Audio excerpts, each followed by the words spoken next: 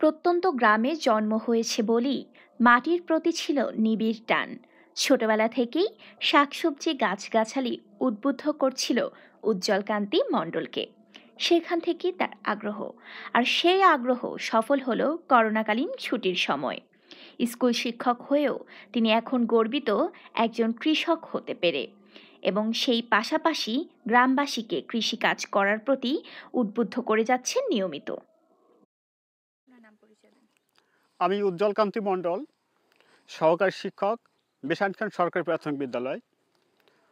বর্তমান আজ থেকে প্রায় 10 মাস আগে থেকেই বিশ্বের এই বর্তমান দুর্যোগের পরিপ্রেক্ষিতে স্কুল বন্ধ রয়েছে। স্কুল যখন খোলা ছিল তখন তো সময় পাইনি।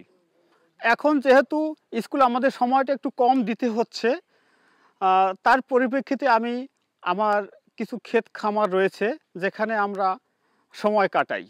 এই সময় কাটানোর উদ্দেশ্য হলো ফসল ফলানো।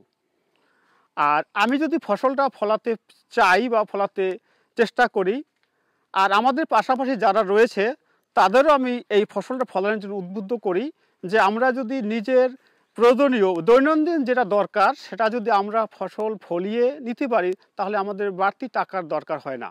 আমরা সে টাকাটা আমার ঘরেই রাখতে পারি।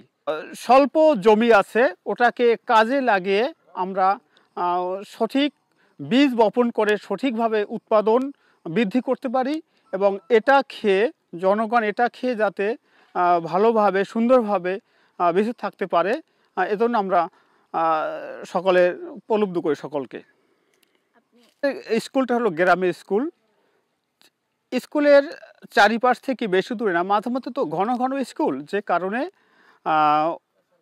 ওদের বাবা মা ওরাও কৃষির উপর নির্ভরশীল। ওদেরকেও বলি যাতে ওরা ভালোভাবে কৃষি বীজ বপন করে ফসল উৎপাদন করতে পারে। পাশাপাশি ওদের বুঝিয়ে দেই যে কোন বীজ কখন বপন করলে, কোন উপযোগী মাটিতে বপন করলে ফসল ভালো হবে, এটা আমরা ওদেরকে বুঝিয়ে দেই।